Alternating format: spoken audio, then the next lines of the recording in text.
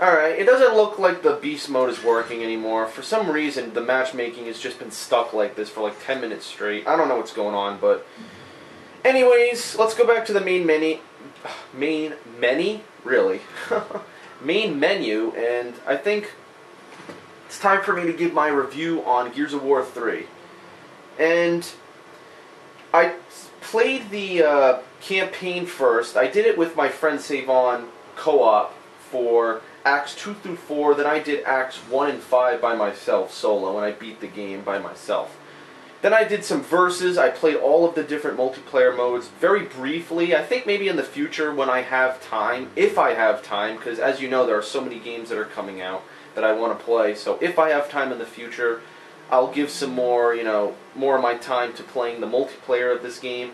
Maybe next weekend, because the only thing I have going on next weekend is New York Comic Con, obviously, on that Saturday.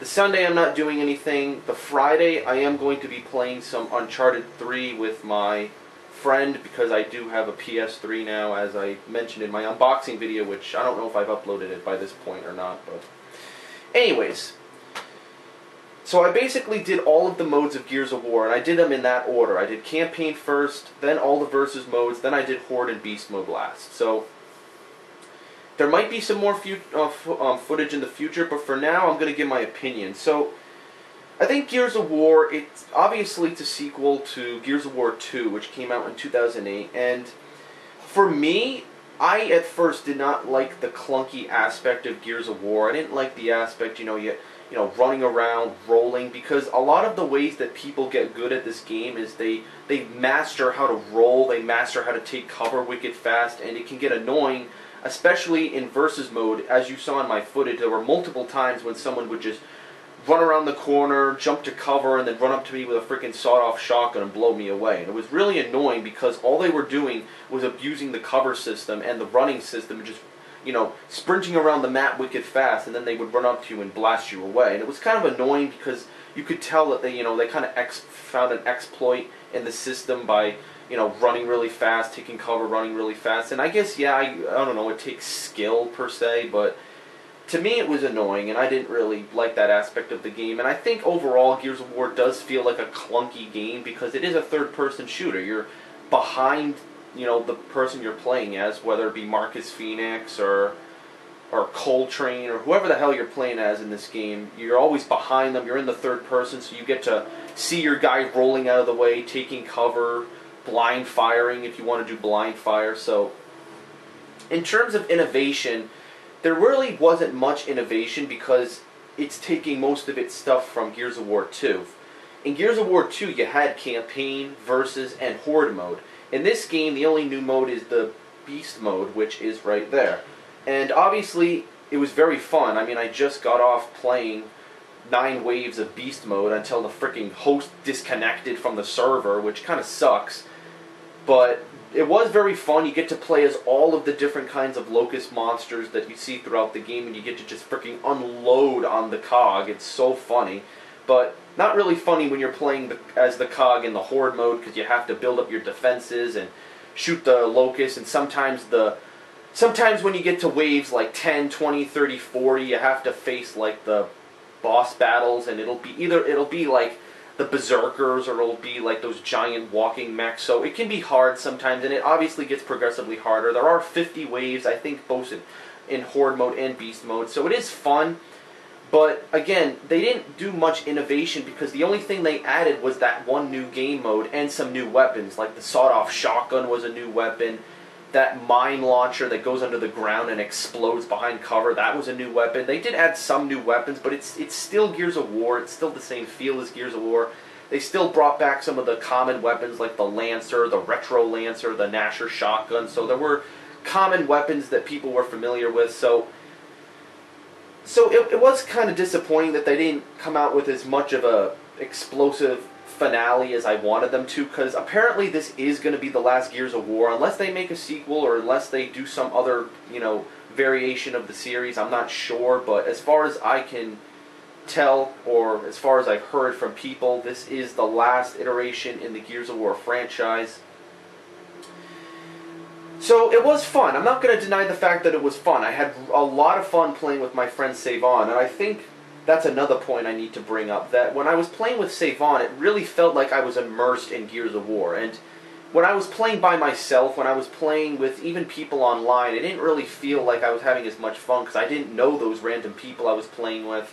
And even in the campaign, when I was playing by myself, it got frustrating because I was, by myself the whole time, and the campaign was kind of easy when you were by yourself, because if you died, you always had 3 AI teammates who would rush over to you and revive you instantly. So it would be very brief that you would die, like completely die, and you'd have to start over from the last checkpoint. And so, from that standpoint, the campaign isn't really that hard. It is a longer campaign than, say, Call of Duty's campaign, but it isn't that long in the sense that it's easy to beat, especially if you do just normal difficulty and you just run through it. You may die a couple of times, but your allies are always going to revive you. Now, if you play with friends, you're really getting a much larger experience from this game, and the reason I think primarily is because the game wants to, it wants to stress the fact that this game should be played with friends. The campaign, I mean, seriously, look at the different modes you can play in this game. You can do standard, you can do arcade mode. Look, create public, join public. The game obviously wants you to play with people. They don't really want you to just play by yourself. I don't think that's the point of the game. Even versus, you can invite people, you can do a private lobby. So, Horde and Beast mode, you can invite friends and do different stuff. So, I think if you're going to be playing this game solo, like completely by yourself, I would suggest finding some friends to play this game with. I know that sounds weird, find some friends, but it's really what I would suggest, because if you don't have a lot of friends who own this game or have this game, you're going to be screwed, because you're kind of just going to, the experience is going to be all to yourself, and it's kind of going to be, it's not going to really be fun, in my opinion, because I'll admit, in the first act of the campaign, it was kind of getting boring for me. I was just running around, it was easy, I was killing some guys, shooting stuff, just like the entire game, so it felt repetitive and it felt boring. But when my friend came over, it was funny because he kept dying, he didn't know how to play, he'd shoot stuff, and we'd try to kill major, enemies, and to an extent it was a lot more fun than playing by yourself. And I guess you could say that about any game, but really, playing with friends is how you get the most value out of this game. So I wouldn't suggest going out and buying this game if you don't have friends who own Gears of War.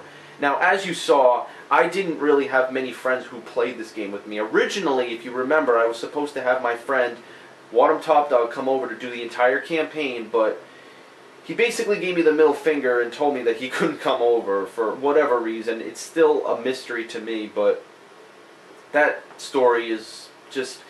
It was just a big freaking mess to begin with, and I was hoping that he'd be able to come over and do the entire campaign, because he, as you know, he's a big, Gears of War junkie. He did the initial footage of it with me back in May, and we had fun, so I was hoping he'd, maybe play Versus, maybe play Horde, but he hasn't even been on his system. I did keep my notifications open to check if he would be online or not, but it doesn't seem like it, so...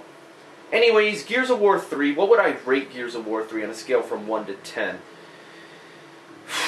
I don't know. I mean, Gears of War, it's a complicated game. It's got your campaign, which is pretty straightforward. Just shoot stuff, do some maybe unique boss fights, maybe play with your friends a little bit. Versus, you have a whole bunch of different versus modes. Capture the leader, team deathmatch, Warzone, which is like Team Deathmatch, only it's scaled down. You have a whole bunch of different stuff. Then you have Horde mode, then you have Beast mode.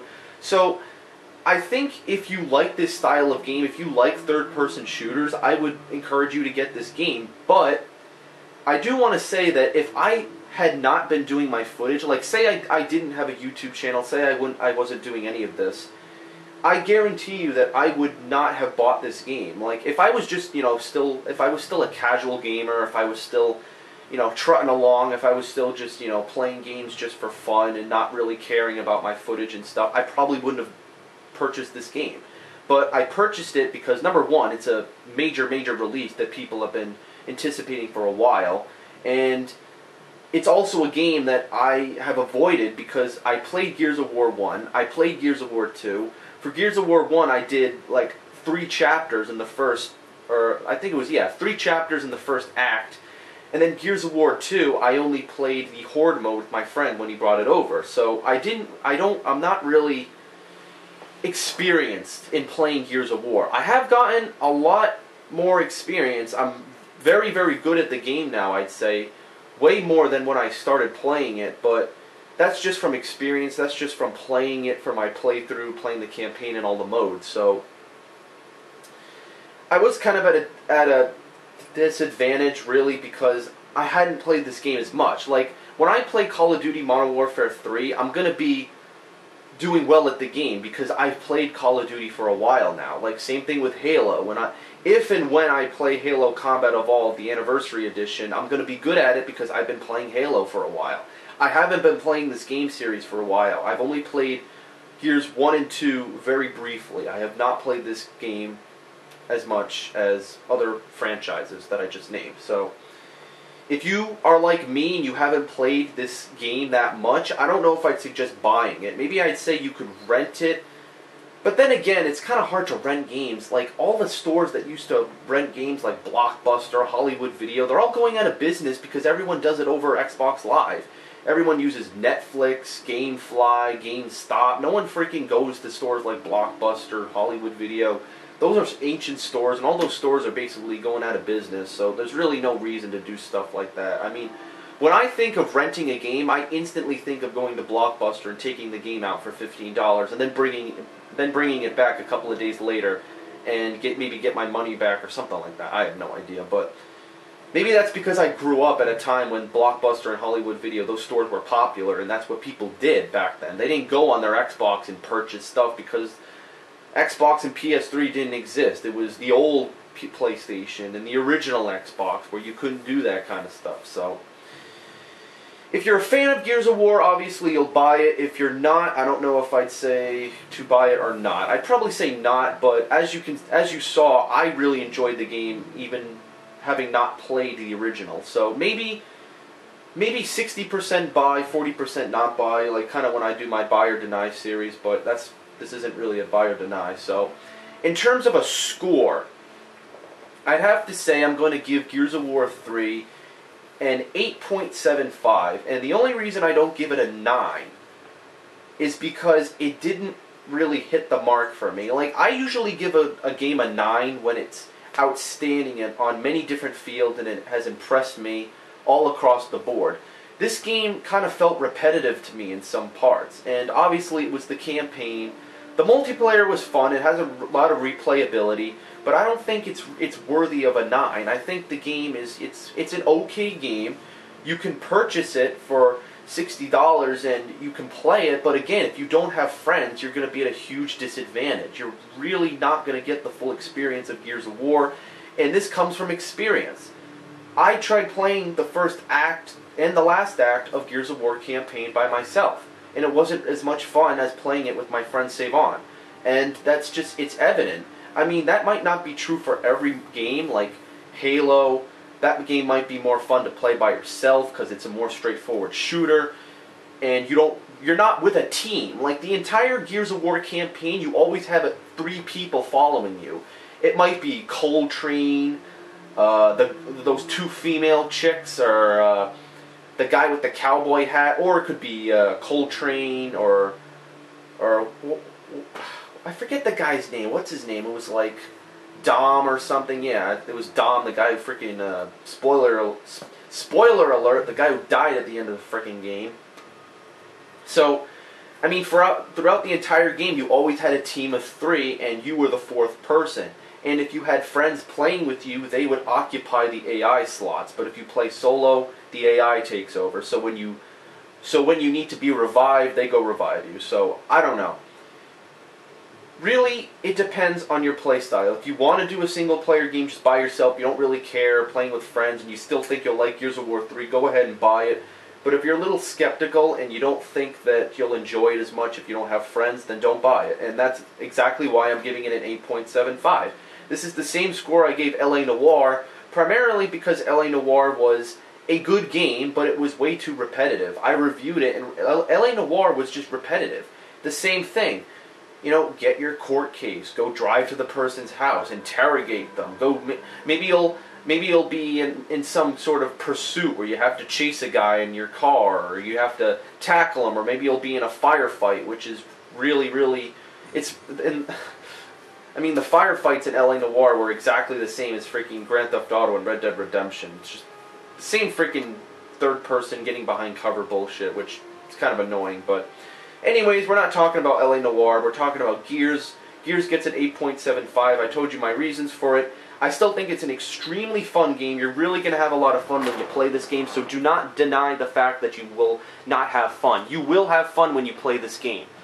So that's it. That's my review on Gears of War 3. I'm already 15 minutes in, and fuck YouTube if they deny this video. I'm really going to get frustrated if I have to say all this over again. So that's it for Gears of War 3. Tune in for a gaming update, maybe, I don't know, sometime this week, because I do need to mention some things about New York Comic Con, and also some games that I was planning on playing, but I'm not going to be playing anymore, and some other plans that I have with friends. So stay tuned, and I'll see you later.